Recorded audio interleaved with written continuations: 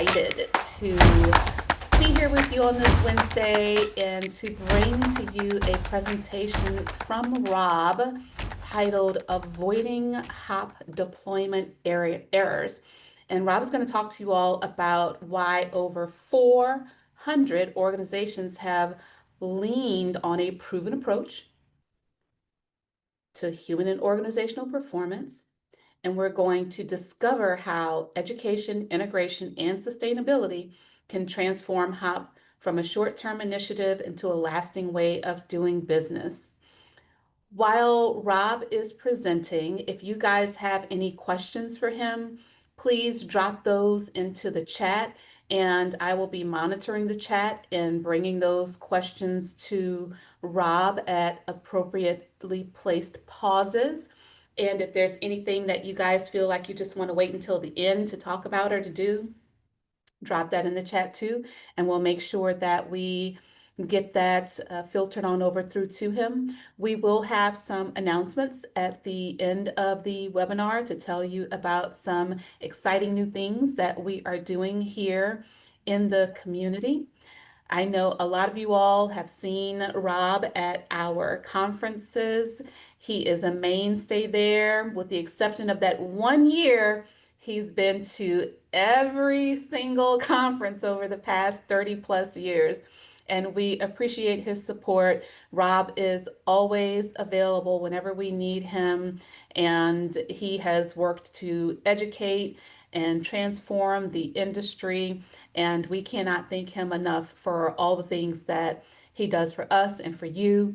And without further ado, one of my also favorite people, everybody, Rob Fisher. Thank you very much, LaRonda. I appreciate it. For those of you who don't know me, I am Rob Fisher. I own a company called Fisher Improvement Technologies. We've spent the last 33 years helping organizations and individuals understand how and why people make mistakes, especially mistakes that prove to be catastrophic. I got my start in the Navy nuclear power program, went to work in the nuclear industry when human performance was just making its original debut, and have been working in the human performance, HOP, human factors, human performance improvement, operational excellence, whatever you want to call it next week, field for all of that time. Started the first company in 1992, and we've been doing hoppy things ever since. So just a little bit of that background. And our company background, again, we started in 1992.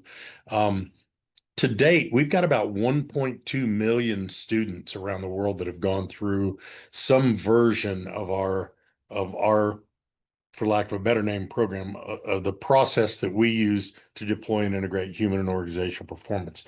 Again, as LaRonda said, over 400 organizations and about 11,000 champions or advocates or people that are out there on the heavy front lines, being the internal consultants around the world.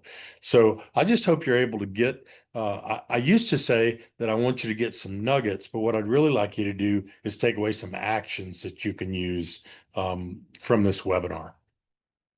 Again, many of you know me, but what you may not know is the breadth of the clients that we have. If you fly on an airplane, our clients either made the part, painted the plane, or fixed the plane.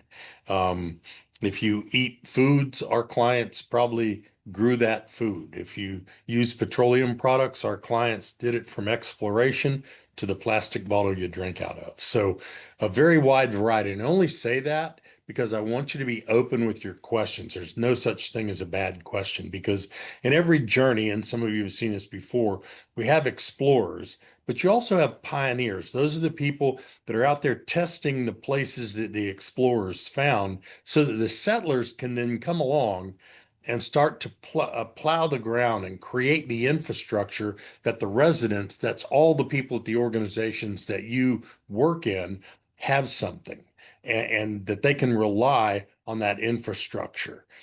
And each of these is important to how we impact people. But I would strongly suggest, and one of the non-stated HOP deployment errors is, you don't have to be an explorer or a pioneer to get HOP to work.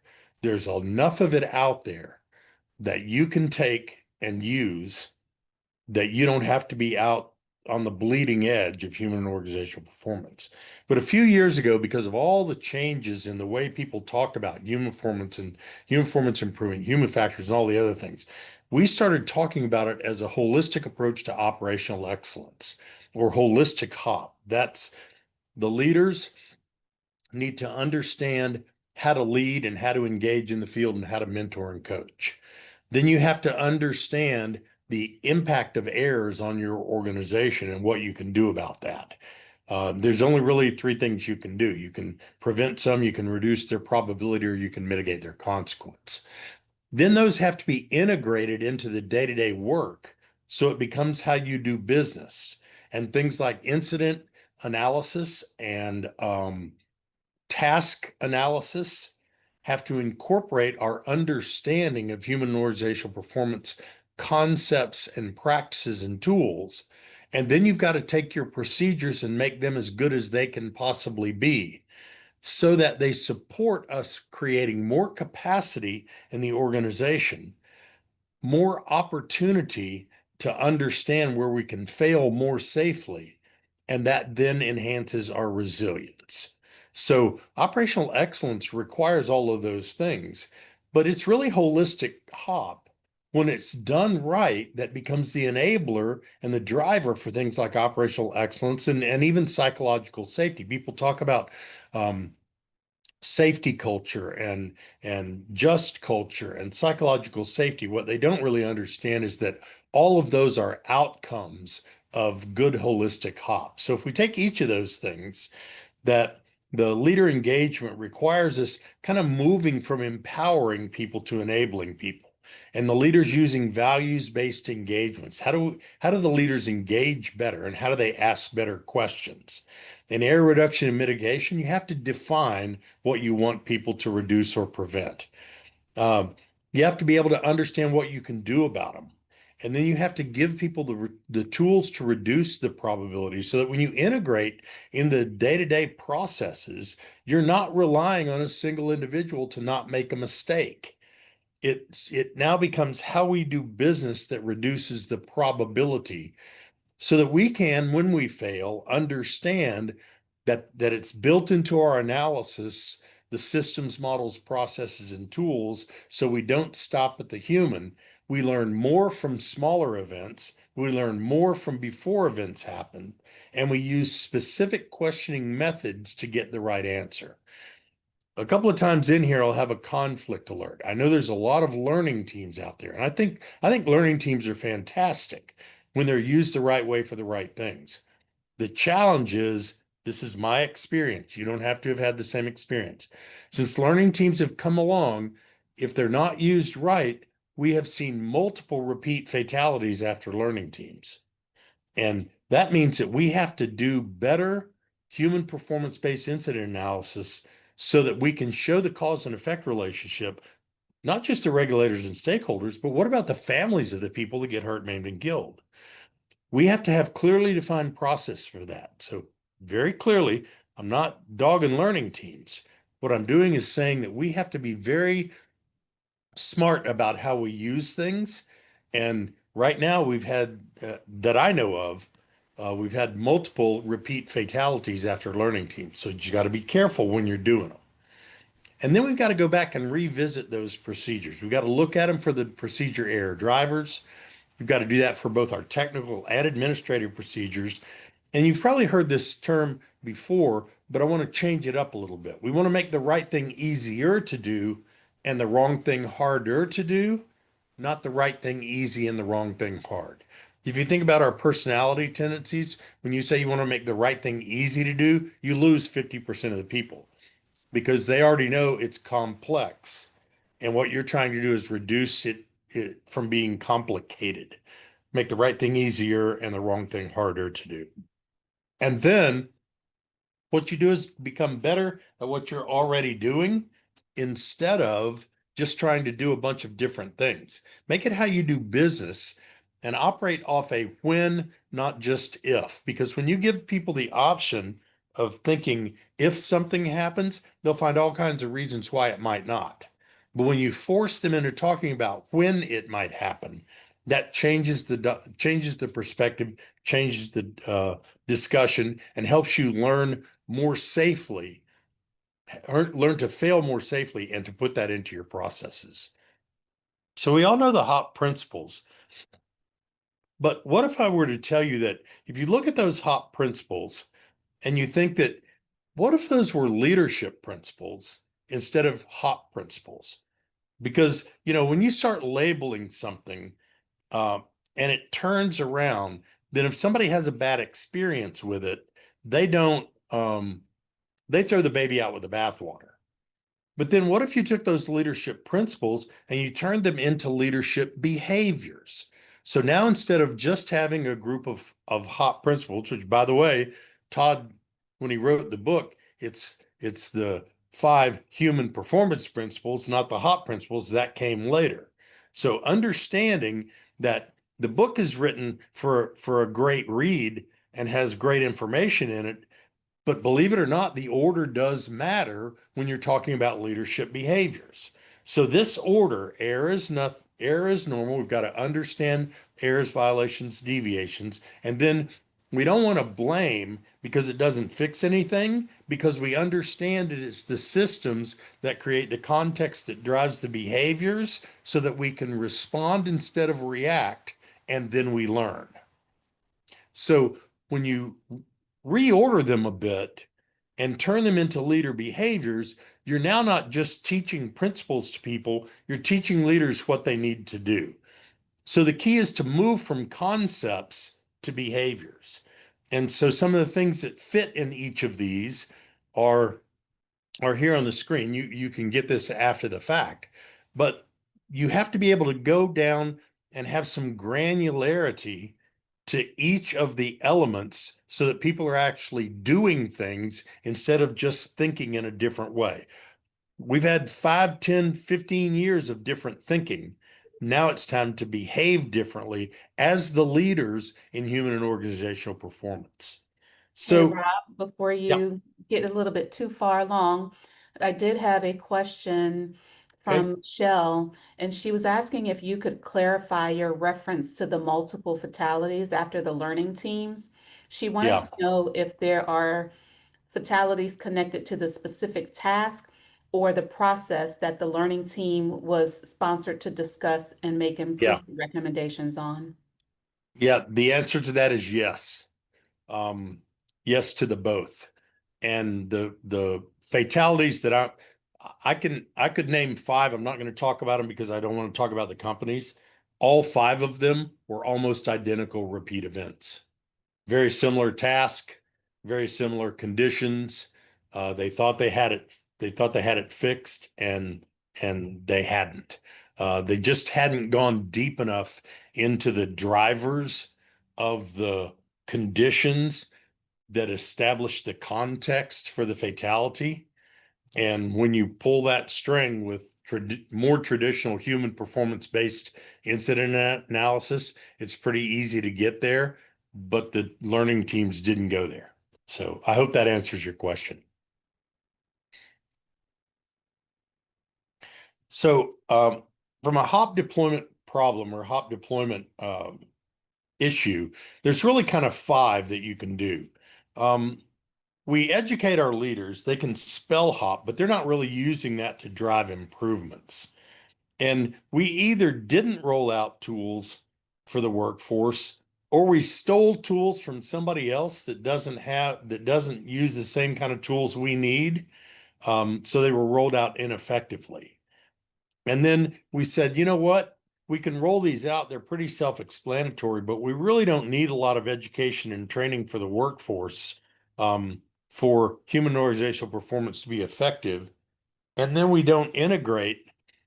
And what happens is you go across a good run, and then you get a new manager, you get a new leader, and there's no sustainability to those outcomes because the leaders aren't using a system or a process for leading human organizational performance. In other words, there's no intentionality to their leadership. So I'm going to just approach each one of those. First one is leaders been trained, and they all say they're on board. You know, every multiple times a week, I have an organization tell me how on board their leaders are with human and organizational performance. They understand it, and then there's a but at the end of the sentence. And you know the but is coming.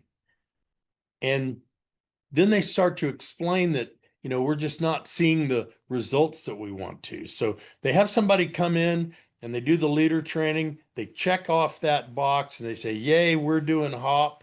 Pat them on the butt and they say, go on out and train. But unfortunately, in the HOP space, way too many leaders get a bunch of whats, but they don't get a lot of hows. So without giving the leaders and the folks that are on this webinar that do this for a living, without understanding the hows and the whys for the hows, those whats can be very flexible, and you wind up with an entire spectrum of things to do instead of being very granular about what works. If you go back to Deming, one of the things that he would say is knowing what to do isn't enough. You got to learn how to do it, and that's when it makes a difference. That's no different for human and organizational performance.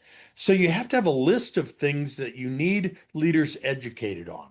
They have to understand the HOP principles, but how do we use them? What are the science and the practical applications and the methods, systems, processes, and tools?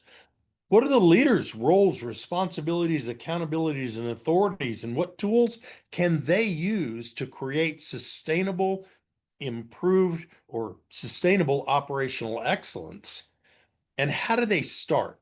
What are the knowledge, language, and tools that make it work so that when you start educating, integrating, and trying to become sustainable, then your advocates or champions have good roles and responsibilities so that you move people from being empowered, we've told you what you should do and what we expect you to do, to enabled, we've given you the capability and capacity to do those things as an individual. So leaders need to be educated on that. And if you educate them right, they will do it. So when you improve leader knowledge, language, and behaviors, you don't just directly affect the workforce language and behaviors. The leaders have to engage differently to do that. When I'm with senior leaders, which is where I spend all of my time, I ask them if they think that their behaviors are being and their language is being watched by the workforce. And they always say yes. So this engagement belt, if it's too tight, you get an inefficient machine. If it's too loose, you get friction or lack of transfer. So the initial focus needs to be on leader knowledge, language, and behaviors. The challenge is sometimes we can't do that. Or we can't do it well in our organization. I had a vice president who would always give me enough rope to do something really good or to hang myself with. And he kind of put it on me, but I got frustrated because my leaders wouldn't listen to me. They would send me out and I would go someplace and everybody would listen and they would do what I say. And I would come back to my own place with new learnings and they would cherry pick those learnings. I like this, I like this. Oh, I don't like that. That won't work here. And I'll never forget, my boss sat me down one day. He said, Rob, remember, to them, you are only just 2 weeks smarter than they are. I'll just let that sit for a second, because they were used to me going out and bringing back, going out and bringing back. So when I had language, knowledge, and behavior that would help them, they didn't necessarily take it well from me. So it's almost like looking at them and thinking, are you smarter than a fifth grader? But actually, are you smarter than your HOP champion? That's kind of the way they feel. They're willing to be in that competition because they want to be leaders that are out there. So sometimes you need outside help. Sometimes you need additional help. Just make sure it's the right outside help for what you need. Don't be afraid to ask for help. We're a great community, and the CHOL is a group that helps you get the right people to help you where you need it. But as the leader in your organization, you can't avoid the fact that sometimes they think you're just 2 weeks smarter than they are. And sometimes our leaders, they will sponsor HOP like Kellogg sponsors a NASCAR. But there's a huge difference between sponsoring HOP and driving it. And what we need to understand is how to get our leaders to be actively engaged in driving human organizational performance, not just sponsoring it. Sponsoring it means, hey, we'll give you the resources and then I'm out of it. Driving it means we understand the systems, methods, processes, and tools that we as leaders can use to make this work. Because we're willing to give the tools to the workforce, but sometimes we either don't roll them out or we roll them out ineffectively. And don't believe everything you hear about the problems with tools. There's a lot out there about problems with tools, like the workers don't need them. Well, that's BS. And they don't work. That's really BS. And you get just as much impact without them. That's like triple B, triple S. The reality is, if you go one by one with those, recently and remember, we've been giving people tools in the workforce to help them with their performance and reduction in errors for 33 years. If they didn't work, we'd have stopped that a long time ago. And if they didn't work, you wouldn't have people repeating business coming back when they move to different places because the tools work. So a gal sat down at her Thanksgiving and was telling her dad that she'd just become a human and organizational performance champion and gone to the workshop. She started describing it, and her dad, that was in her 60s, that works on a factory floor as a union member, said, "Hold on, you mean traps and triggers and tools and performance modes? So we use those every day." And the daughter looked at him like, "What?" Says, "Oh yeah, every discussion we have in the morning contains the human performance attributes. I'm not saying everybody likes them, but everybody knows they work." So here's a daughter, student, 20 years after her father, who works in a factory, learned these techniques and is still using them today. And very often we think that we should be picky about who we give the tools to. But the crusty pipe fitter was a guy that went to the very last class given on human and organizational performance. And they didn't think that he needed any of the stuff that it would take with him. But he wound up going out for a task, and because he understood knowledge-based performance modes and the triggers, he was able to save two people from being flooded by recognizing their knowledge-based performance mode triggers and really saying, "Look, you taught me this. I thought you expected me to use it." So don't rob people of the ability to identify when they're vulnerable. But if you're going to give them the ability to identify when they're vulnerable, give them the tools, because if you use the right tool the right way, it drops error rates in factors, that's plural, of 10. The only way to move within the performance modes to reduce error rates is to use a tool. So if you have no tool or the wrong tool, you can't reduce the error rates. And you need to provide a small, very specific set of tools and methods at all levels of the organization: senior leadership, managers, frontline supervisors, workforce.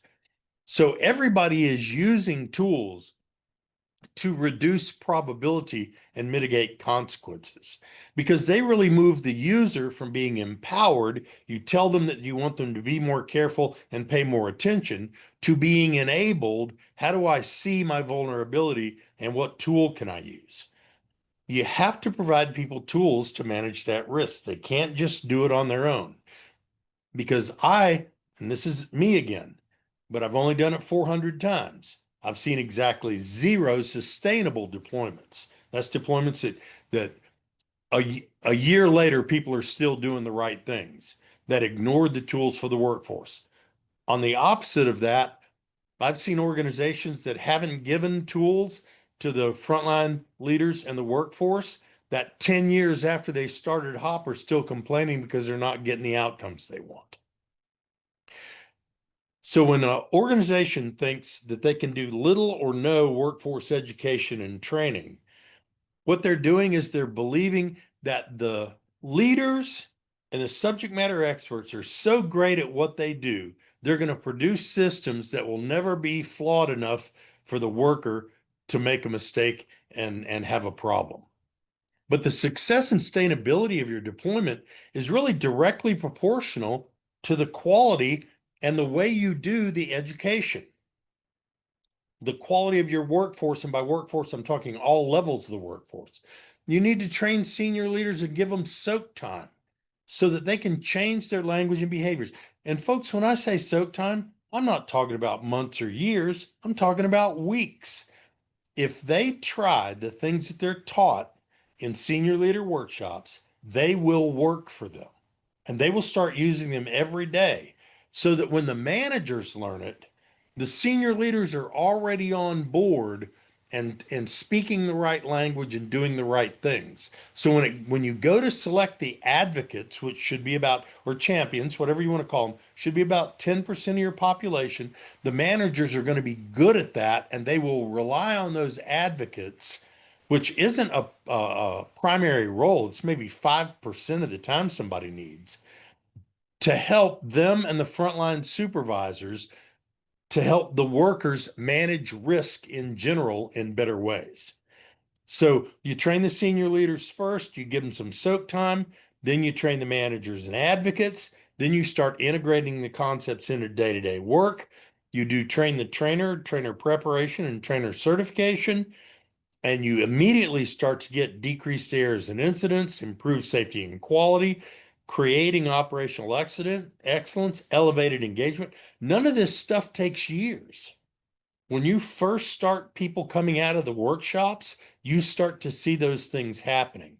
And then you have ongoing support for the sustainability. But if you had to put this in a formula, if you got a bunch of engineers, there are things that help you reduce errors and maximize defenses. And you have to be able to know what those things are. Um, Things like the task-based system and understanding error reduction and prevention.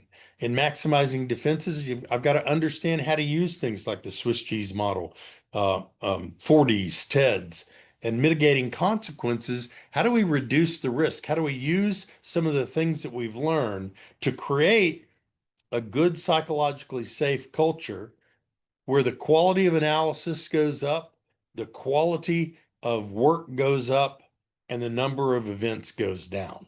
So people need to be educated on those things that are part of the formula that creates sustainable good performance. But if you train people without integrating, um, it's not going to go very far. And so, one of the things we've seen over the last, few years is that catchphrases become a part of our vernacular. The challenge is I'll see people out there using the term integration, but a year or 2 years ago, they didn't even know what that was. And now they're experts on it. So you have to understand that integration is about deploying well and deeper so that the leadership, workforce, processes, systems, models, and tools are what is actually increasing the organizational capacity and resilience. That results in a highly reliable organization instead of the highly reliable organization and sustainable performance being the path. Okay. So you have to be able to, it needs to be yours, not somebody from outside. So again, from an education, integration, and sustainability perspective, education is you need to teach people things that they really didn't know or they thought they might have known. Integration is you take those concepts of knowledge and you put them into day-to-day work at all levels of the organization. Better procedures, better processes, better pre-task briefs, better post-task reviews, better learning teams, better lockout, tagout, whatever that is, better daily management, all of those things can take the systems, models, processes, and tools. Notice I'm not saying the concepts. You take the systems, models, processes, and tools, and you bake them into how you do work. And then you continually do work with continuous improvement that way, and it becomes how we do business. One of the biggest failures I've seen in sustainability is we train everybody on the way in human performance or HOP principles. And then we change leaders, but we don't make sure the new leader that's coming in has any commitment to continuing using those HOP principles. In organizations that say, look, if we change out a plant manager, if we change out a vice president, they're going to go through at least the fundamentals that a senior leader or a manager needs to know before we're going to turn them loose. We're going to gain agreement that they understand what we're trying to do. The adverse of that is I remember in Asia Pacific, a company that was operating in Asia Pacific doing very well with their deployment. Incidents were way down. Uh, all the other indicators were way up. They got a new sheriff in town. They got a new regional vice president. And when they came in, it was like, there's a new sheriff in town, and here's how we're going to do things from now on.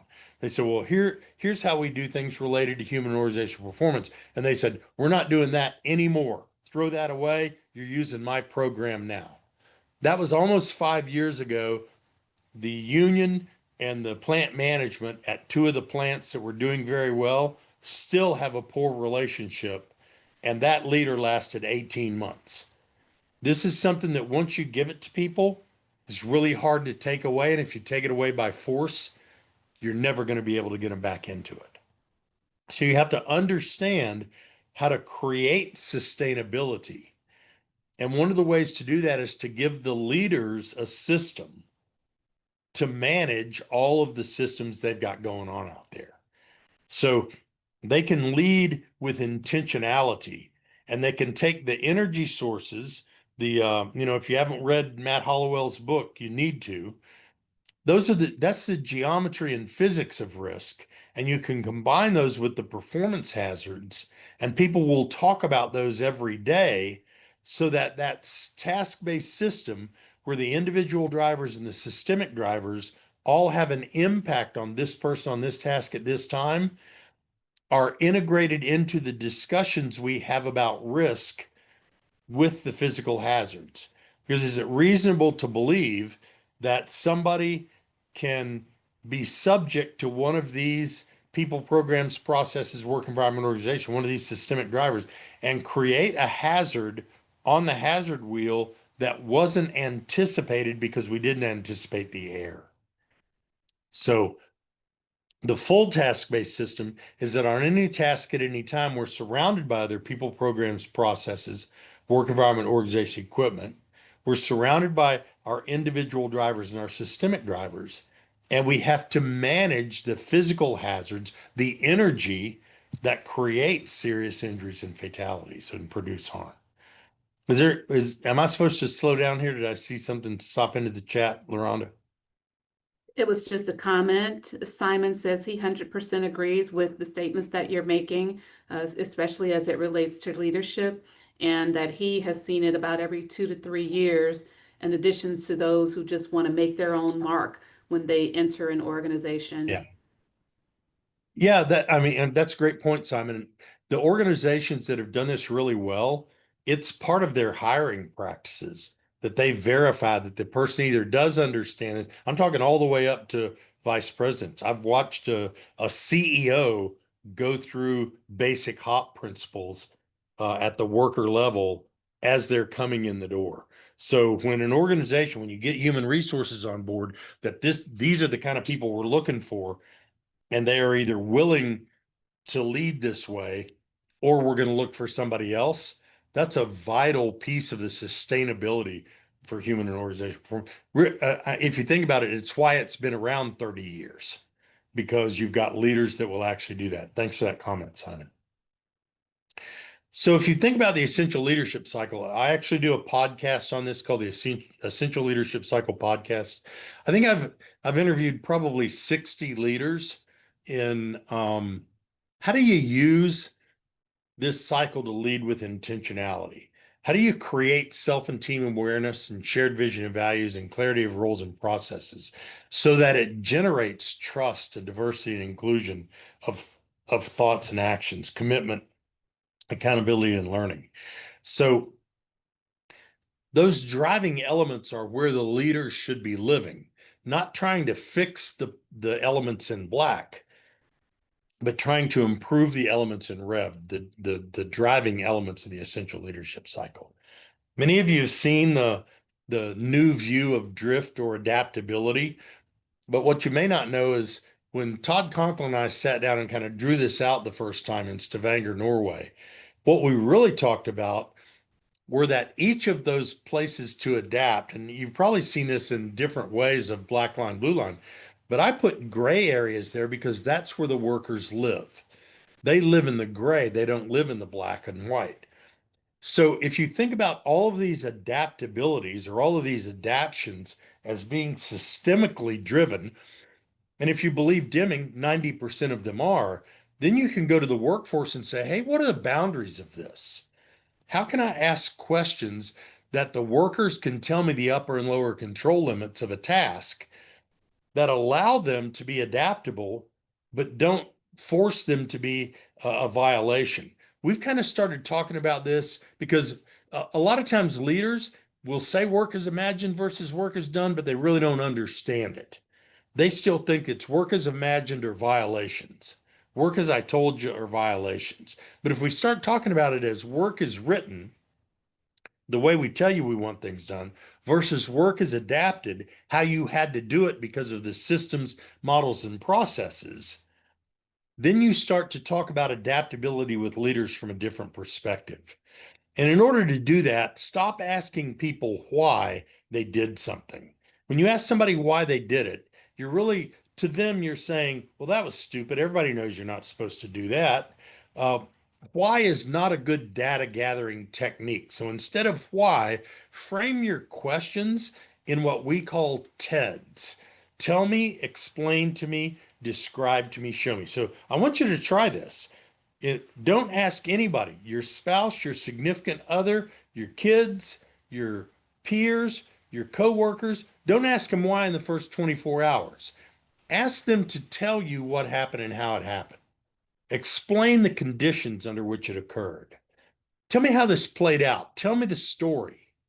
How did we get here? And then show me where this happened or where something like this happened or other places that it could happen. And then frame the answers in that system that we're using to accumulate information and fix the problems that we have.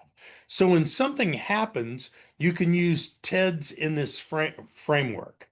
But if you want to learn from tasks, one of the challenges that we found is we were doing the 4Ds quite a lot, but we're translating it, we just translated into our 26th language.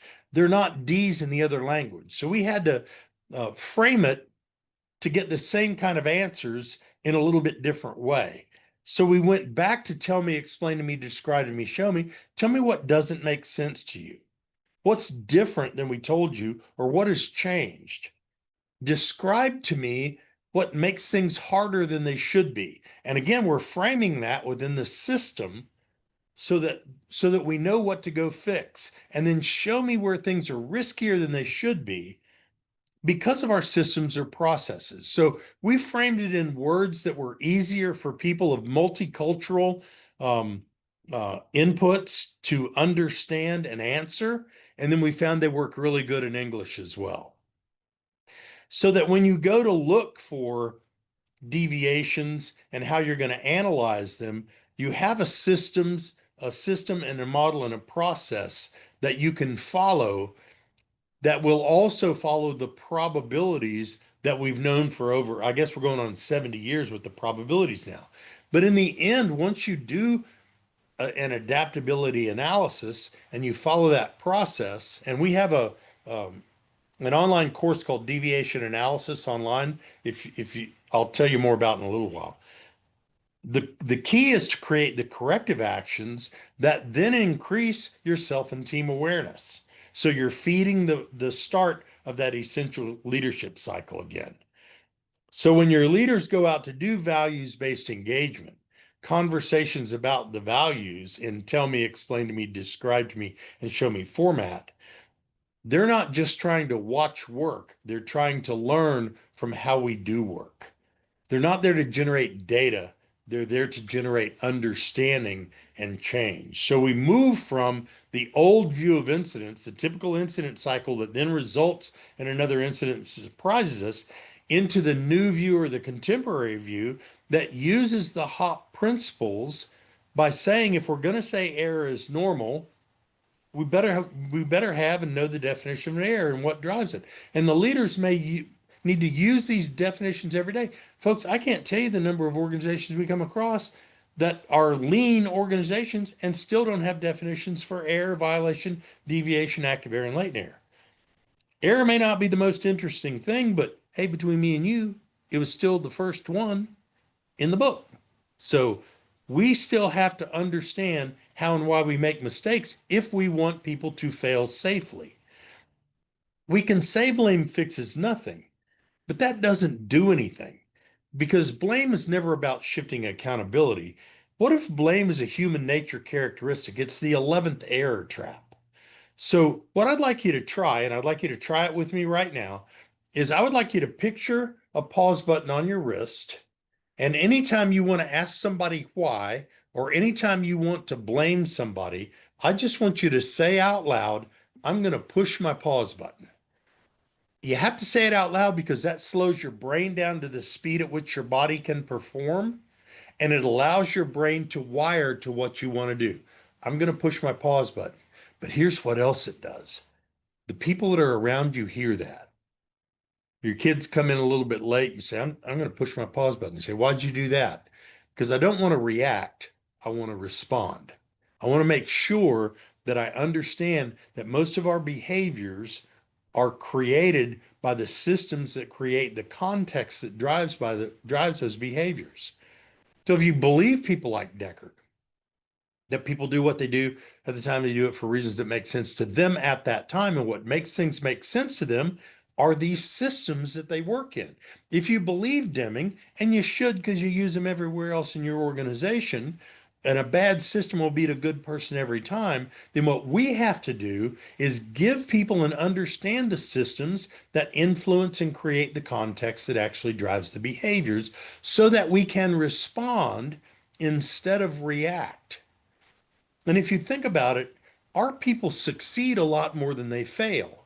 So if you push your pause button, I'm going to push my pause button for successes so that you can slow down and tell me how we succeeded and why as a debrief, and make people think about that so that they actually reveal the adaptabilities that created the success.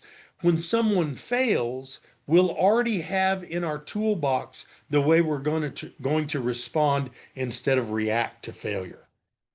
It's not just that our response matters, it's that we have to turn a reaction into a response, and we need a physical mechanism to do that if we want to learn the first time, learn before bad things happen, and only have to learn once. But there's something that I'd like you to remember, and that is lessons aren't really learned until individual and organizational behaviors sustainably change. Very often I see organizations that they send out a lessons learned document right after an event happens or very near. The problem is everybody that gets that thinks the organization has already learned. It's in the title. I'm not telling you to change that methodology, but can we just think about changing the way we approach that so that the people understand we will have learned when we have changed? We don't learn from just the event itself. So now if you take that same diagram and you say we put these systems, models, processes, and tools together, what we do is we say if leaders will use systems, models, processes, and tools, the workforce will too. And what that does, it drives incident probability and potential down and performance up. And again, in every organization that I've seen actually do this, where the leaders change their knowledge, language, and behaviors, and that is a part of the deployment. So in your go-dos, you're going to need to educate the leaders Give them the new knowledge, language, and behaviors that they're going to use every day, and then watch them do that. Make sure they are using that. You have to be a bit of their conscience. You have to roll out the right tools deliberately, intentionally, and roll out the ones that are based on science. Y'all are going to hate me. The nuclear tools don't work basically anywhere else because they've got 3 redundant layers of protection. They spend $200,000 on everybody that touches the plant on training every year. And what that does, it weeds people out that may not have the technical education to run the plant like we have in our plants, in our electric systems, in our factories, in our mines, whatever that is out there. So the tools that need to be rolled out have to be simpler and more effective for your organization. And then you can educate the workforce. I think on average, the workforce education used to be about 8 hours. On average, if you do it right now, it's between 2 and 4. If you use the right system, if you use the right education methods in between 2 and 4 hours, you can change how the workforce sees risk. And then you can take those advocates and form an integration team so that they can tell the leaders, here's where we need to put this and here's where we need to put that. This will work here. This won't work here. So they put the concepts and systems and models and processes into the day-to-day work so that the leaders can then focus on leading with intentionality based on the science and leading with the values and engaging with the values. If you do these things and you do them the right way, you will see significant improvements, and it doesn't take forever. I hear people, well, we've got a 2-year plan. Why? You've got a 300-person organization. That should take you 3 months if you do it right. So make sure you understand how to approach that.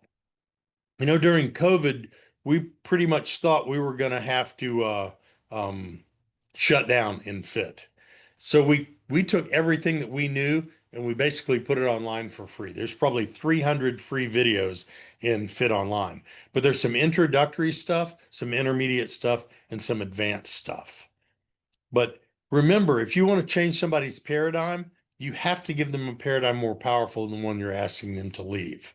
And if leaders won't use systems, models, processes, and tools, the workers won't either. But it's time to shift human organizational performance to a holistic approach to improving and reducing and mitigating risk. So don't limit yourself to just thinking it's about the principles. Something very similar to this is in a quick, I think it's only about 15-minute long video that if you want to show hop deployment errors, this will be available soon from Community of Human Organizational Learning. But I wanted to make you an offer, and that is on Fit Online, it's free to join, and there's probably 300 pieces of free content, webinars, speeches, observations, philosophies, um, moving from one place to another in your hop journey. All those are on there for free. But one of the things I always offer to members of this community is if you see a paid course on there, regardless of how much it costs, if you'll email info@approvewithfit.com and tell them you're a member of CHOL, um, we will gift you that course or those courses, whatever you want. So things like deviation analysis, they come with a guidebook on how to do them. Things with things like effective written guidance, how to write a more effective procedure is a 3-hour online course that'll change your world and how you write how you write procedures. I want to offer those up for free to anybody that needs the education because we're part of the community. So make sure you take a picture of this and avail yourself to that. Now I'm going to slow down and take a breath and take a sip and ask, are there any questions out there? And just how did this go? We can do this one of 2 ways. We can leave this up or we can all come back on camera and chat. Well, Rob, I do have one question while you're sipping from a person with the last name of Vaughn. It asks if there is no way for people needed for a team to meet at one location, could the learning team have a virtual call using something like Microsoft Whiteboard to take notes for the discovery wall? I think people are using it that way. Again, you know, yes. The short answer is yes, it can. The long answer is you face some of the same challenges. So I'll give you an example. I no longer train senior leaders over virtual. I know senior leaders are spread out all over the place, but I also know that they get together for things that are important when they have to look each other in the eye. And I think if you're going to do a learning team that is a discovery learning team, that it would be completely appropriate to do those via some kind of virtual platform. Um, but the facilitator's got to be good at that platform. Um, so I don't think we ought to limit ourselves in how we have the opportunity to learn. That may be different for a serious injury fatality incident analysis where you're trying to really drive a deeper cause and effect relationship. I hope that answers your question. Thank you. If we have anybody else with any questions, please drop those in the chat for me. That would be great and wonderful. And Can they Rob, unmute and ask them or no? we could. I've got one that just popped up from Okay. May. What are the most simple frontline tools you can integrate into morning briefings, walkthroughs, or toolbox talks that are most valued by frontline workers or supervisors to drive learning and improvement? So there are three what we call primary tools: verbalize, point, and touch. And I just taught you verbalize, point, and touch with your pause button, right? Verbalize the action, then point at it, then touch the equipment, and it has to be out loud. Step by step, I'm going to follow the process step by step in the order written. I'm not going to add steps. I'm not going to remove steps. And if it's not going to work, I stop and get help and stop and seek out help for when you're in knowledge-based performance mode. So the worker education has to include what are the traps I can fall in? What are the triggers that tell me a trap exists and that I'm vulnerable? And what are the tools I'm going to use to deal with that along with my along with the performance modes that I described in the book that I wrote, Understanding Mental Models. So the stuff that is in Understanding Mental Models, there's a lot of that you can take just right out of there. But everything that I just described is also in a 2 to 5 minute video and fit online. So you can go in there and have a supervisor call up um, primary tools or verbalize, point, and touch or step by step. Their crew can watch a video on that that's 2 to 5 minutes long. They can have a discussion and then they can start using that. So I hope that helps. And if there's a follow on, go ahead and ask that. All right, thank you, Rob. Here's another one from Jamie. Have you helped employers? Oops, got a little long there. Have you helped employers in education or healthcare where the hazards can be related to other human behaviors? Examples would be workplace aggression or violence. Yeah, yes, we have. We've mostly done work in nursing schools and EMT preparation. So one of the things that we use that um, uh, pause button. One of the things that we've taught is pause task responsibility. We're also starting to talk to some police and fire forces on how do we slow our brain down just long enough to deal with whatever it is that is happening, whether it's a physical aggression or some kind of subversive act or whatever we're dealing with. So um, I there's an easy way to get a hold of me if you want to just grab me for half an hour and talk about that offline. Um, Joel knows how to get a hold of me. We can schedule a Zoom call and we can talk our way through that if you'd like.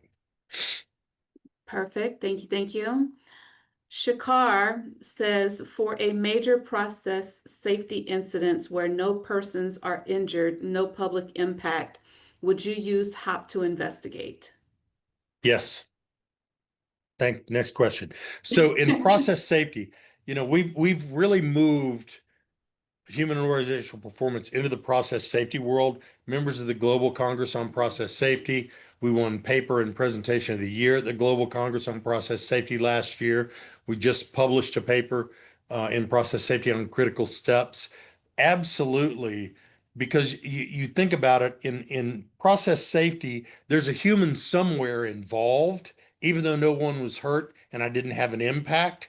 We call those near hits, where everybody's going, whoo, there was no human involved and there was no impact, but this could have really been bad. Again, I'll be more than happy to talk to you about this offline, but absolutely using human organizational performance analysis for process safety is the next logical step in where they're going to go, because it's not just about keeping this stuff in the pipes anymore. It's about all the things that surround keeping this stuff in the pipes. So yeah, very active in that field right now. I hope that Thank you. helps. And I'm going to take this, well, one last question and one request, and then we're going to go to our announcements and close out the call. So the last question is from Melissa. She said, can you share that quote that you shared regarding the idea that people act based on what makes sense to them at the time? And yep, we can go through there and do that. And while you're pulling that up, Rob, you mentioned a couple of papers that you all have published, and Shakar wants to know if you can share those papers. Are they shareable? They are shareable. If you'll email me, I'll share those with you. So this quote, people do what they do at the time they do it for reasons that make sense to them at the time. If you've read the Field Guide to Understanding Human Error, it's in one of the first parts of the first chapter of that book where Sydney says, um, if you think your people come to work to do a decent job every day, and they don't come to work to get hurt other people, or break your stuff, then you must also believe that people do what they do at the time to do it for reasons that make sense to them at that time. And what we've done is we've derived what makes things make sense to them by creating the task-based system that surrounds every person on every task at any given time. So that comes directly from the Field Guide to Understanding Human Error. If you haven't read that, you need to take a deep breath and go back and read it. It's a fundamental guidance book for human and organizational performance. Can Thank I you. can I just say thank you for having me? I always appreciate the opportunity to do these, and I hope that people got something out of today. And I'm at the other end of the phone or email if you have any questions or comments. And I can say from personal experience, Rob is absolutely true to his word. Again, he is a friend and a supporter of the community. So please, if you need help, if your company needs help, he is happy to be of service. So email him at info@improvewithfit.com. Go to the website improvewithfit.com and take advantage of that offer to get those free resources. And if you, after this call, because for some reason you couldn't, maybe you're driving, I don't know, get some of that contact information, please reach out to me at hello@cholearning.org, and we can make sure that you get any info for Rob. Going to breeze really quickly. You saw that race car Rob pulled up earlier through these announcements for you guys because we want to respect all of your time and get you out of here. We want you all to join us next month for a candid discussion on AI titled, Are We Walking Our Talk with AI Advances? Uh, it will be Lauren Mooney having a conversation with Ron Gant, who's also a friend of the community, and Mike Rayo. In case you all have not heard, we have only one more webinar left for 2025. So join us next month for our last monthly webinar with Bill Caifero. It is going to be titled Mastering Effective Communication Skills. Listen, ask, clarify, understand, connect. You all can register for that via our website. Or if you are a member of the community, you should have received an email with the link to register. Also, as you might have heard via our newsletters that are put together by the great Jessica Morgan. We are transitioning to a new online format for 2026. We're going to be moving away from these monthly webinars, and we're going to have a quarterly workshop. So if you have any type of case study or tool that you think the community will respond to, please consider submitting an abstract to our website, and we will consider you all for one of the monthly or quarterly at this point, workshops that we're going to be having. So thank you to everyone who was here today. We look forward to seeing you next month at our final workshop. And again, if you would like any information that Rob has shared today, please reach out to me at hello@cholearning.org. Have a great day, everybody.